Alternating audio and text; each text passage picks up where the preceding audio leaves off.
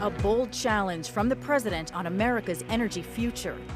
By 2035, 80% of America's electricity will come from clean energy sources. Energy takes center stage in the State of the Union address. Can the president get bipartisan support for his wish list? Two key energy lawmakers on our panel mix it up. Fighting for oil independence in the air, on the ground, and on the sea, the military tries to move away from petroleum. Well, if we can reduce our energy consumption, that means saving lives on a battlefield.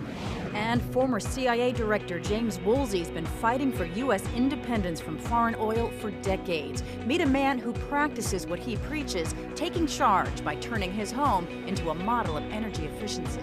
The principal issue here is not just moving away from foreign oil, it's moving away from oil, period. This is Energy Now.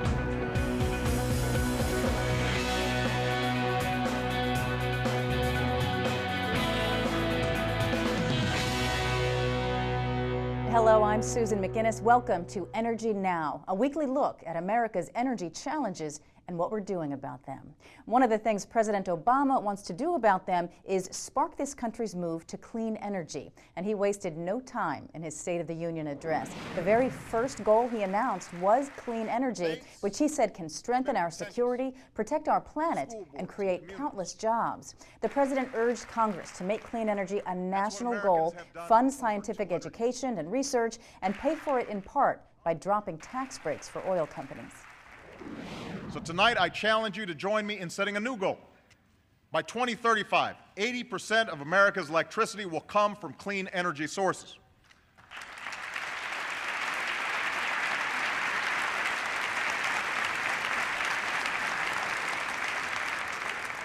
Some folks want wind and solar. Others want nuclear, clean coal, and natural gas. To meet this goal, we will need them all. And I urge Democrats and Republicans to work together to make it happen. Well, can Republicans and Democrats work together to make it happen? Joining me now for the mix to talk about what the president said and didn't say, two key energy legislators. Senator John Barrasso, Wyoming Republican, sits on the Energy and Natural Resources Committee and the Environment and Public Works Committee. Also Representative Earl Blumenauer, he's a Democrat from Oregon, sits on the Ways and Means and Budget Committees. Welcome to both of you. Thanks so much for having us, Susan. Senator, this clean energy standard, 80%, will you support that given its current, the actual sources the president named? Well, I'd like to see the specifics, but of course the president also said we need it all. We need the renewables. We need to be more efficient in how we use our energy, but we do need the coal, the uranium for nuclear power, the oil, the gas. We need it all. The world demands for energy are going to go way up between now and 2035. The numbers are astonishing. And I think we need to make energy as clean as we can, as fast as we can, but do it in a way that doesn't raise costs for American families. Well, so I guess it's a matter of determining what's clean. Now, he's naming nuclear, clean coal, which is not viable commercially yet, and natural gas. Would you support that clean energy standard? Well, I would love to have those things. The president right now says 40% of our electricity in the United States comes from clean energy sources. And we have a lot of coal in Wyoming. It is cheap, so it's affordable, it's available. The majority of states have already made commitments to a renewable portfolio standard. The president is absolutely right to try and steer us in this direction. We cannot survive the planet if we're going to have huge use of dirty coal. Dirty coal is about the only thing he's leaving out of here. I mean, what do you say about supporting this with nuclear in it? Well, what we need to do is to be very clear, both in terms of the standard and also allow the economics to move forward. There are huge subsidies right now for industries that don't need it. The president, in terms of what's going to happen with oil, the subsidies for the nuclear industry need to be put on a footing. Right now we are starving the renewables. The renewables get a fraction of the support that we have given to nuclear and to petroleum. And this is a source of energy for the future that makes a big difference. Okay, so speaking of subsidies, let's listen to another bite the president mentioned in his State of the Union speech. I know you're going to remember this one. We need to get behind this innovation. And to help pay for it, I'm asking Congress to eliminate the billions in taxpayer dollars we currently give to oil companies.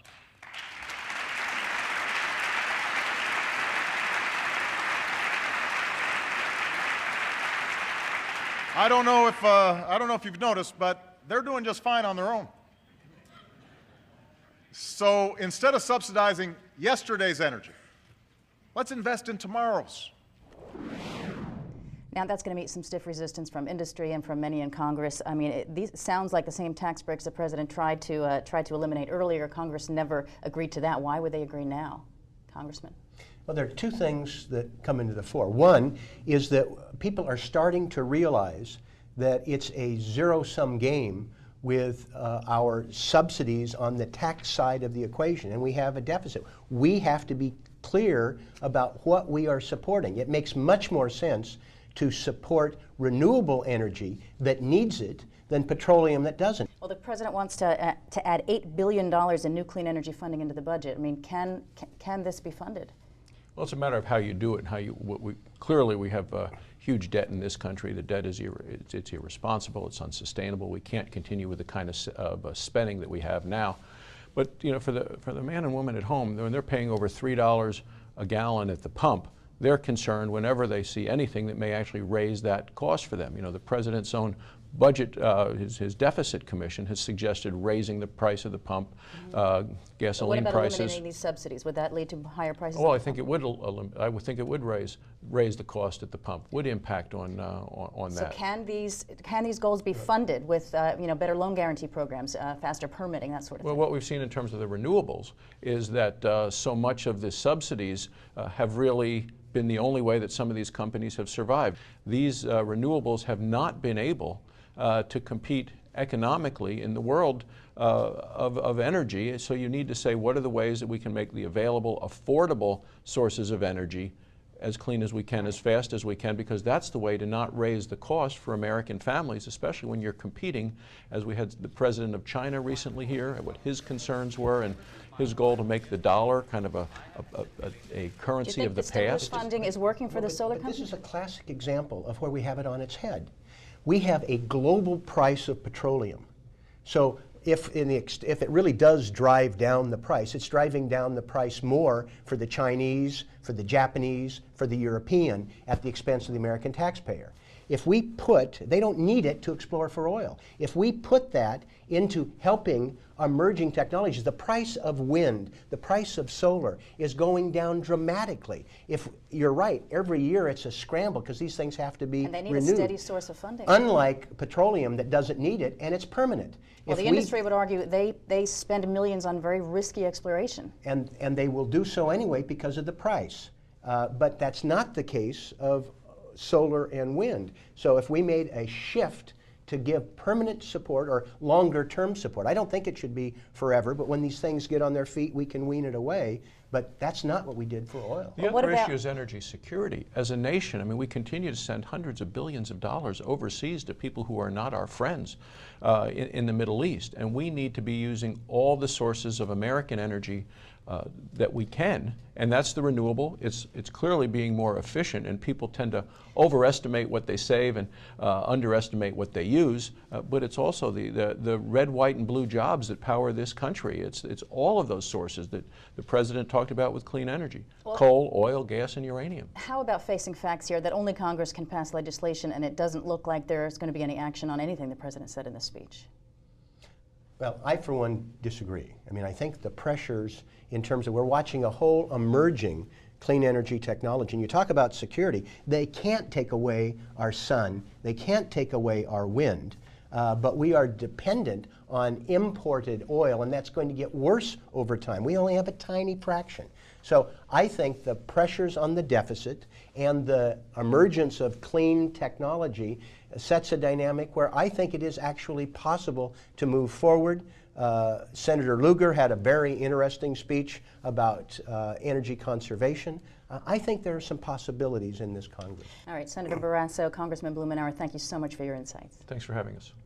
Well, now let's get you plugged in to some of the top energy news. In his State of the Union address, President Obama also said that with more research and incentives, the U.S. can become the first country with 1 million electric vehicles on the roads by 2015. And to drive home that point, Vice President Biden traveled to an advanced battery plant in Indiana to talk about how we'll get there. One way, turning the current $7,500 tax credit for buying an electric car into a direct cash rebate from the dealer. Another, having communities compete to embrace EVs. The White House wants to offer up to $10 million in grants to 30 communities for innovative solutions. The co-chairman of the President's Commission on the BP oil spill testified on Capitol Hill, and House Republicans slammed the report as biased and incomplete. The report concluded the Deepwater Horizon disaster showed systemic safety problems in the offshore oil industry. Republicans said offshore drilling is crucial for the economy. We are facing bankruptcy because we have not been able to develop our fossil fuels. And yet the Commission, the majority of them, in fact all of them, our intent is not to have fossil fuels. And I think that's inappropriate. Democrats called for immediate action on the Oil Spill Commission's recommendations. And the White House is saying goodbye to its top energy and climate advisor, Carol Browner. The former EPA administrator under President Clinton is stepping down. She was heavily involved in congressional negotiations over climate legislation. Well, still ahead, heading into battle for clean energy. We'll show you how the Navy and the Marines are leading the charge to switch to alternative fuels. Plus, former CIA Director James Woolsey practicing what he preaches on cutting U.S. dependence on oil. An inside look at his energy-efficient home. In all of the 186 State of the Union messages delivered from this place in our history, this is the first in which the one priority, the first priority, is energy. The Asthma and Allergy Foundation of America has important information for the millions of people with asthma. You may not know there are two main causes of asthma symptoms: airway constriction you feel and inflammation you may not feel. Learn how to better manage your asthma by treating both main causes of asthma symptoms. Treating both causes can help prevent symptoms before they even start. And preventing symptoms could mean a smoother ride. For more information, go to asthma.com. Congratulations. I'm sure you'll have many happy years here. Except for you, because you'll be gone 3 years from now, struck down by the same disease that got your father. Sadly, it could have been detected early with a simple test. For a list of tests every man should have, go to ahrq.gov. The U.S. military uses more energy than any other single organization in the world. The Department of Defense spends more than $16 billion a year on petroleum-based fuels to power generators, jets, cars, and ships. And it buys about 1 million barrels of oil every 3 days, the same amount used by the entire country of Sweden. The military has been testing alternatives like biofuels, but one study says that's a wasted effort with no benefit on the battlefield. Energy Now's Lee Patrick Sullivan marched straight to the Navy's top brass to find out what the Navy and the Marines think about leaving oil behind in this Energy Now spotlight. An F-18 taking off is an awesome sight.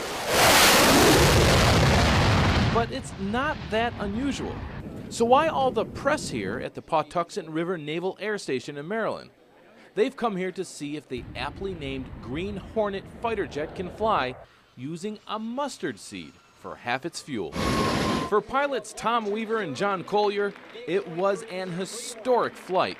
It's absolutely fabulous. You cannot tell there's biofuel in the airplane, and I mean that. One of the missions for Navy Secretary Ray Mabus is to cut the Navy and Marine Corps' fossil fuel use in half by the year 2020.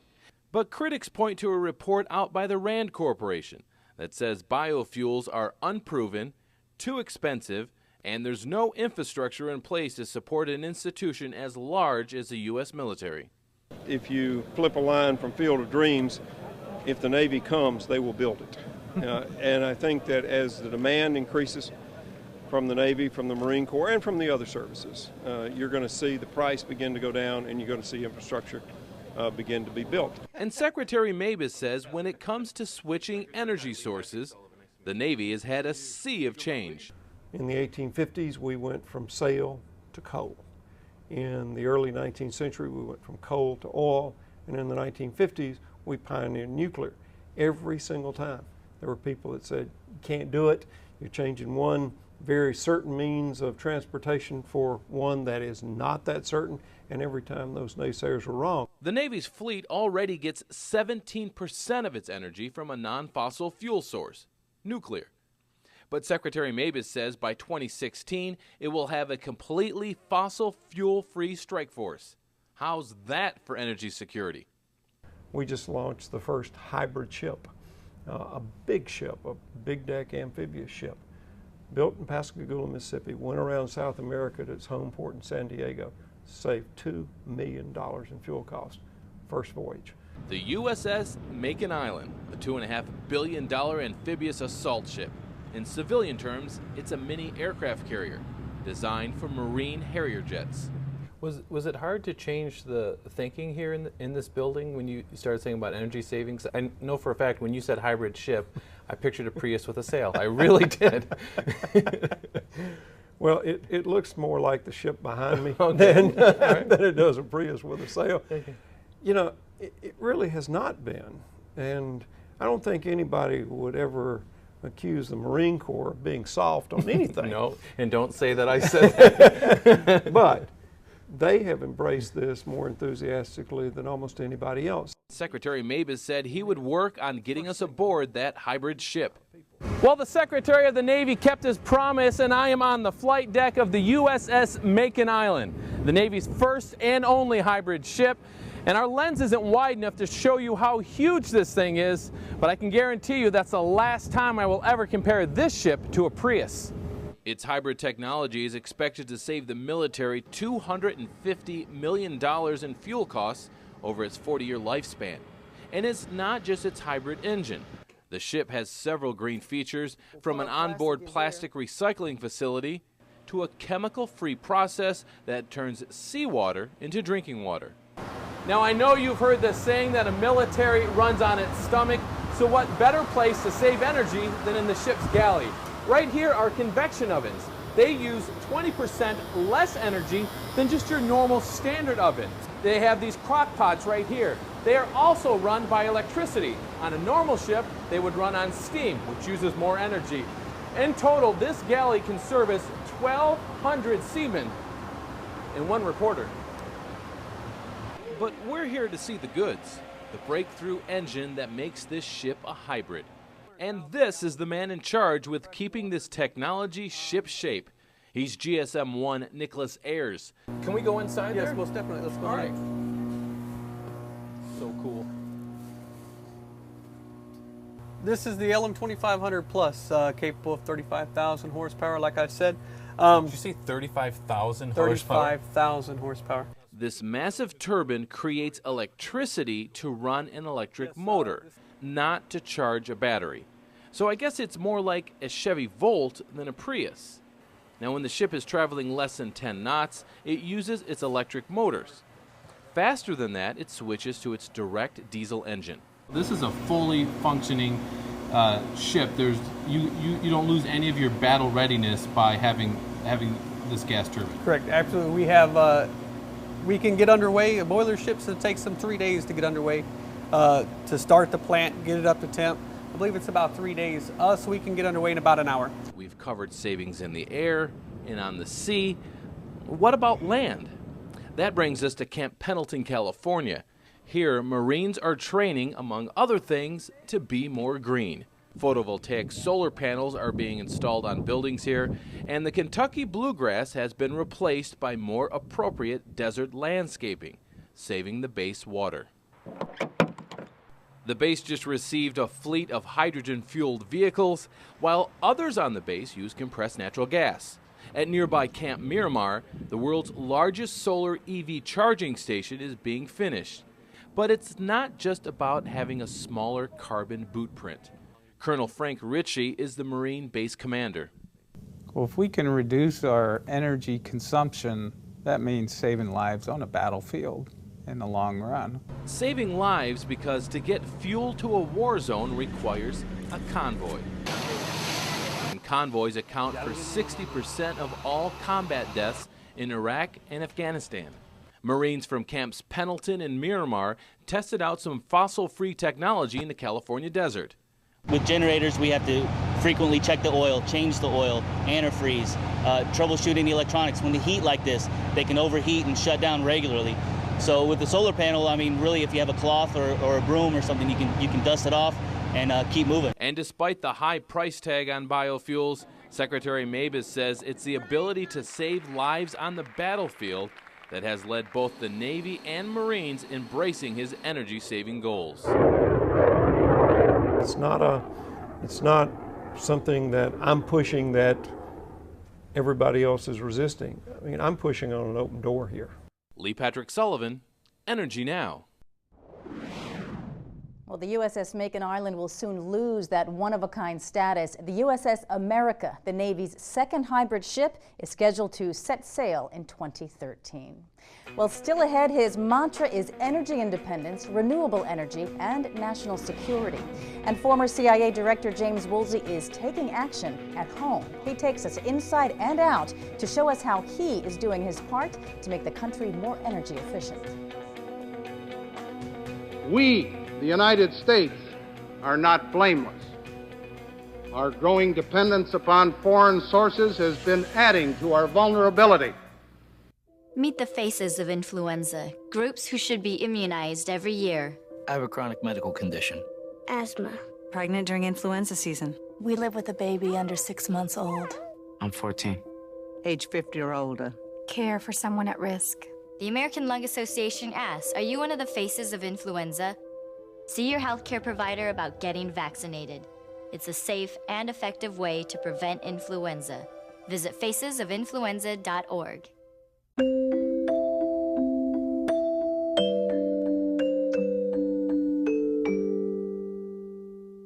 Lead paint poisoning affects over 1 million children today. If your home was built before 1978, call or log on. Ford's focus on the future pays off at the DC Auto Show. And that's what's in this week's Energy Now Hot Zone. The Green Car Journal named the Ford Focus electric vehicle this year's Innovative Green Car of the Year. It runs on a lithium-ion battery and has a temperature stabilizing system to optimize battery life. But the big win for consumers is that this car can be fully charged in just 3 hours, less than half the time of the Nissan Leaf, and it gets 100 miles on a full charge. It's supposed to be in showrooms at the end of 2011. Past winners of this award include both the Leaf and the Chevy Volt. Well, one person making a difference and leading the charge for energy efficiency is former CIA Director James Woolsey. And he's among the many experts who say U.S. dependence on foreign oil is a critical weakness in our national security. He's been fighting for U.S. energy independence for decades, but he does more than just talk the talk. He showed us how he's taking charge of his energy use at home. The sunrise from this home in Harwood, Maryland is part of what makes it beautiful. It's also part of what makes this house an energy-saving one.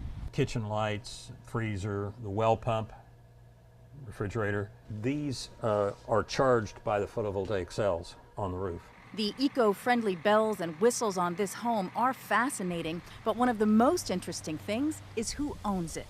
Importing oil is a mug's game. Former CIA Director and national security expert James Woolsey. Well, there are all sorts of good reasons to not waste energy and to have your home be comfortable and to produce electricity with renewables or in any other clean way. Woolsey has been sounding the alarm over oil dependence for decades.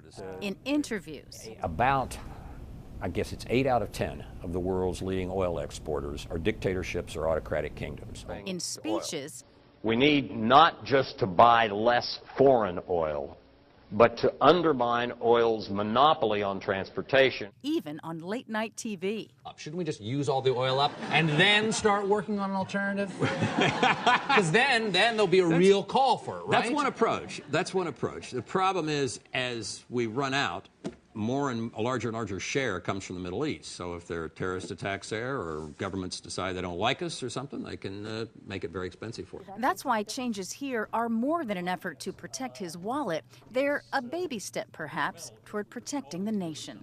The principal issue here is not just moving away from foreign oil, it's moving away from oil, period. Insulated tent, that keeps the heated air from getting up into the attic and getting wasted. From simple changes like windows with film on them and reflective paint on the house to more elaborate moves, from those solar panels to a geothermal system that taps heat from the earth to heat his home. So pipes are going down to the ground about 200 feet. They're grabbing the earth's heat at around 60, 65. They're circulating coolant through the pumps that effectively is depending on whether it's winter or summer, is either cooler than the outside air or warmer than the outside air usually.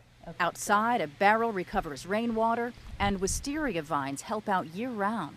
But not long into the tour, we got a glimpse of who might be the real brains behind this operation, Sue Woolsey. Since they don't live outdoors, they don't weather, and they don't ever have to be replaced. Am I mistaken, or do you know more about all this stuff than you? She knows a lot more about what's going on in the house. I focus very heavily on the cars. That brought us to his favorite part of the house, the garage. And no wonder, inside was a shiny new Chevy Volt.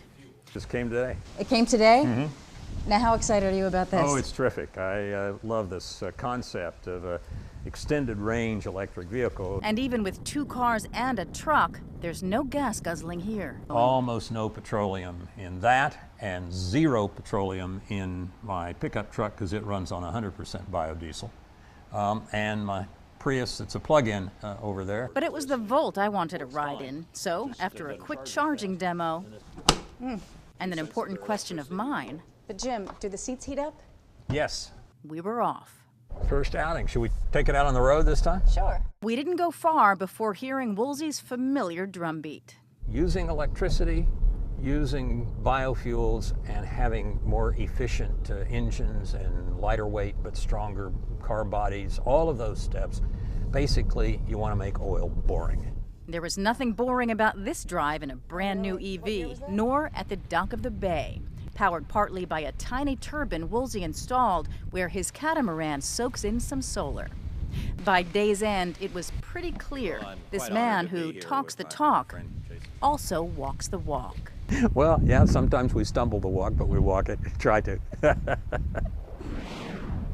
Well, Woolsey started his efficiency trek from the most inefficient type of home in the country, a single-family detached house. The Energy Now reality meter finds that since 1985, federal surveys show single-family homes are flat out the biggest energy hogs. You can save energy by moving into a duplex or townhouse, as buildings that share walls cut down on some heating. Even a mobile home can be more efficient. And for the greenest option, you can cut your annual energy use in half by moving into a large apartment building. Buildings with 5 or more units are, on average, the most efficient.